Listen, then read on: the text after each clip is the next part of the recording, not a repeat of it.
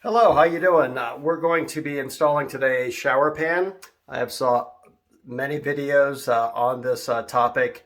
I am trying to get the best of breed of all of those videos and give you some of my advice of what and what not to do when putting in a shower pan. I'm putting in a Swan shower pan.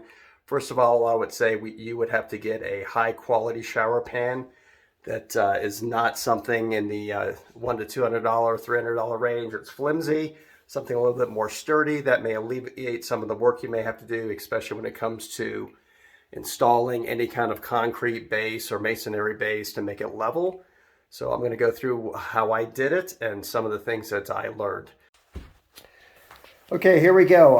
I'll show you first of all where I'm at in this project. Right now, as you can see, I have it roughed in probably half the way. I could not put in the bottom because of the shower pan installation that needed to be completed prior. Some of the things that I'm using basic backer board that you can buy at Home Depot, Lowe's, whatever. I'm using Ardex 8x9 as my sort of leveling, sort of gap sealer, crack sealer, and bonding agent that is putting on a pretty good coat of that at the end. But that's not what the video is about. It's more about getting in the shower pan. I'm also using Protecto wrap. As you can see, I wrapped all the corners. I live in Colorado. There's a lot of sort of ground shift with clay soil, so I always get cracks in the corners. In this shower, I'm putting top to bottom quartz. So the only cracks I'm really concerned about are the ones in the center, on the edging, the corners, a little bit on the edge, not too much over here because the water's not going to be over there, but more in the crack areas down here, the corner areas, I would say, that need to be very tight sealed and make sure that there could be protected from any water leakage. When I took apart this wall right in this area right here, there was a lot of drywall damage that seeped in on the tile floor, or sorry, the tile wall that was in there before. When I pulled out the shower pan, it was just sitting on top of this sort of base floor construction. There was nothing over it, nothing protecting it, no protective wrap, no membrane, nothing like that. So that's probably not a good idea. So what I'm going to be doing, I'm going to be gloving this out a little bit with some of the concrete backer board. I'm going to actually lay it on the ground. I'm going to screw it in a little bit. It's already level. I have a couple shims in there that I looked at. So I want to get it as level as possible. So I'm going to be doing that. I'm going to be putting a couple screws in there. As you can see, it makes a nice solid foundation. Over that, I'm going to be putting a membrane in there. And I'll be discussing that here in a few minutes. So let me get this next piece in and we'll shoot to the next clip. Okay, so we have the concrete board in. I just put a few screws in here every couple inches, nothing significant because I'm not really worried about any kind of serious stability on this point. I'm just making sure that the boards are in place. I'm not putting any tile over this, so it doesn't have to be that. I just want to keep it in place and make sure that there's no movement and it's about as level as it can get. As you can see, I have my level here. It's pretty much center. We're going to do some more leveling once we get the membrane in and then get the final shower pan in. But right now we're at this point. For the installation of a Swan shower pan, they recommend that you do put concrete or a sort of masonry bottom in here to level it out. But you don't have to if you can get it level and there's all points of contact on the bottom fins of that. And I'll show that to you here in a second of what the shower pan looks like. But everything looks pretty good. I'm going to go ahead and cut out a membrane, and that membrane is going to lay right on top of this and then below the shower pan, and it's going to come up probably about as high as the shower pan so I can have a little bit of sort of collection of water if the water ever would get in there. So that's where we're at. I'll pop back in here in a second, show you what that membrane looks like. Also, just a note, this hole right here, probably about a 6-inch hole. We have a 2-inch diameter pipe. The shower pan fits right over that and has a gasket, and we'll talk about that once we get to that part. But you want to make sure you have a good size hole there that you make sure you can get your drainage connection in there and everything solid. So there we go. Okay, for the membrane, I'm using a OT 5x6 pre-cut shower pan. It's going to lay right on top of the concrete flooring that I just screwed in. It's waterproof. It's a really nice membrane, probably much more than I need. I'm probably only going to be using 3x3 of this, cut it up, make sure I have enough lip and so forth. So we'll get that installed. We'll show you what it looks like. Okay, the Ote shower pan has been installed. As you can see, got it about just pan height, about 4 inches around the edge. I used a staple gun. You want to do it about the top ½ inch. You don't want to get too low because you may have some leakage if you go down here. And my general thought was just to sort of protect this enough, just in case there is a leak, it doesn't get on the wood and cause any damage. So it's about all the way around, about 3-4 inches, sort of boundary around that, and make sure it's very tight. For the hole, I was either going to do it very close to the pipe, but with the shower pan, there's a larger drain section that has to go over that pipe, so it would be kind of a tight squeeze. So I just cut it the size of the hole. If there is going to be any leaks, it may be going down to that area, but basically I just want to protect the wood core and the concrete flooring that's below this. So there you go. The corners were a little bit tough to get together. I sort of had to fold them a little bit. You can use Ote's shower pan sealer. I may use a little bit of that around the drain pipe just to keep it tight, but it's pretty solid. It's pretty tight when the shower pan's on top of it. Again, I just want to make sure it stays in place. It won't move. The shower pan will be pretty much a good way to keep this thing down. And as you can see on the edge, the shower pan does have its own lip, so I didn't have to create a lip for it if you were doing a tile floor. So there we go. There's the Ote shower pan, what it looks like. Just another layer of protection to make sure that, you know, anything that may come off your sidewalls, drip down to the shower pan, stay into this area, and sort of don't get absorbed into the structure. So we'll be coming back. I'll be putting in the shower pan next. I'll go over that and we'll see how it works.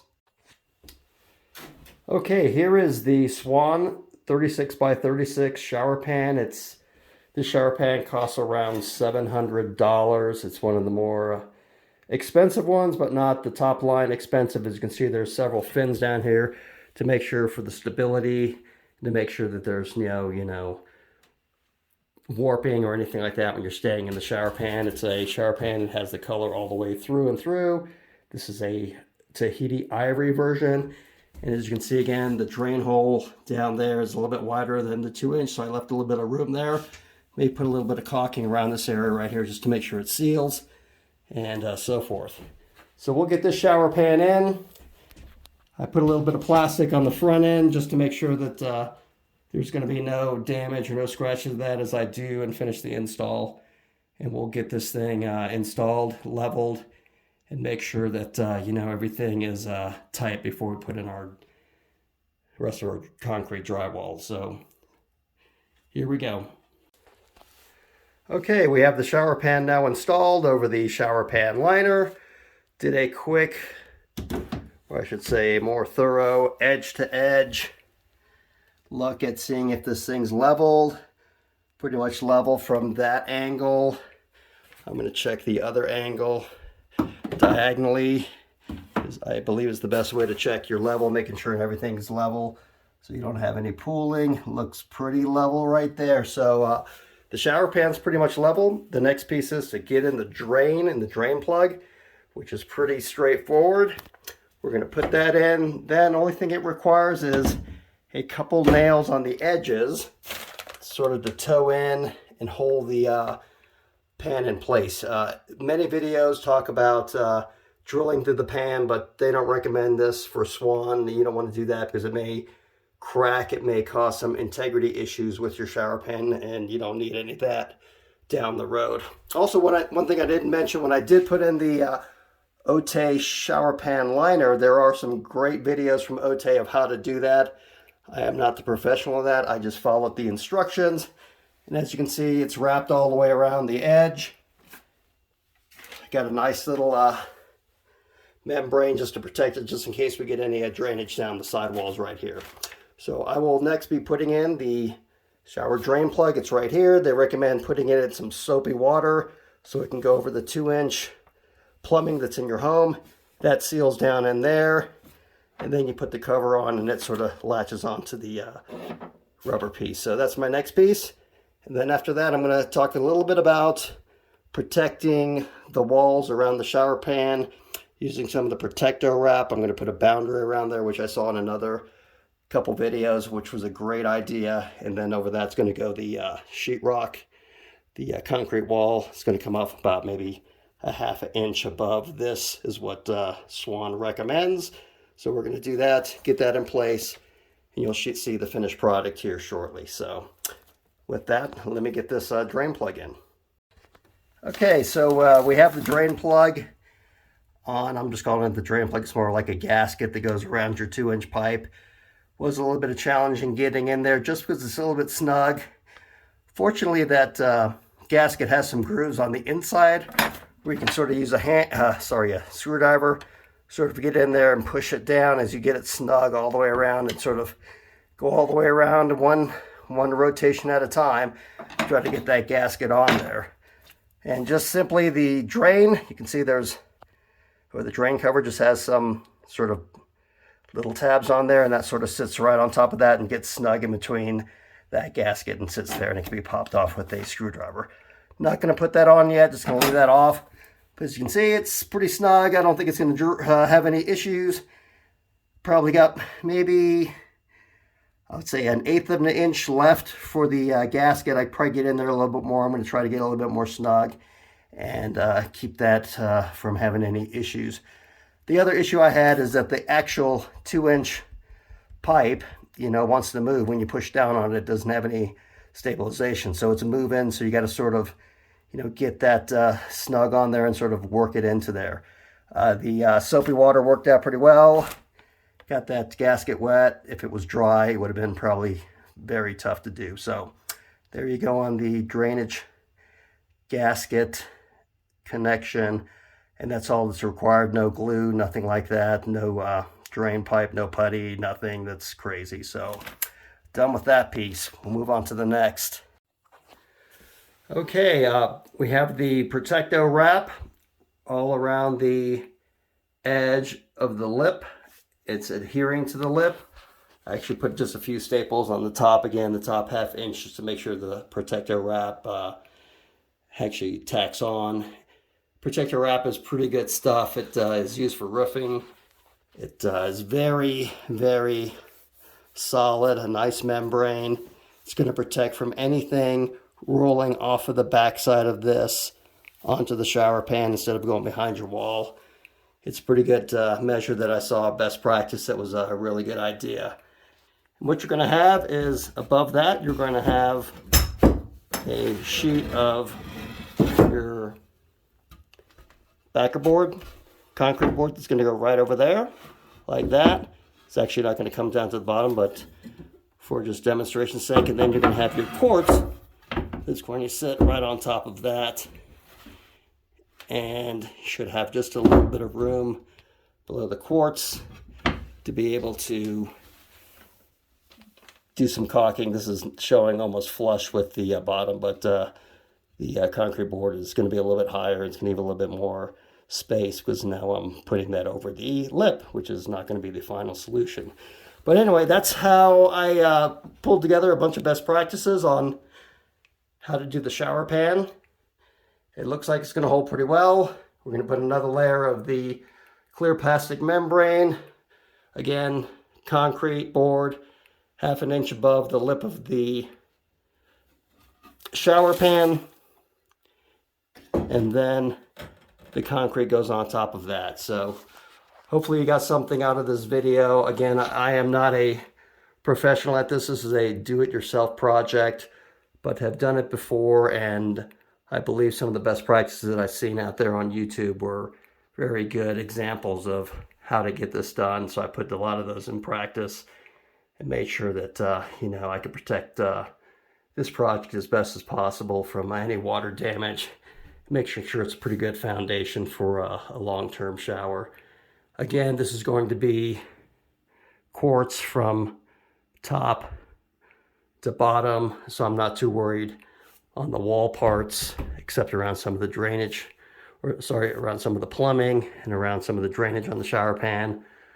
I'm more concerned about some of the cracks, or I should say some of the cracks in the connection of the two concrete boards on the corners, and making sure that that's sealed. So there you go.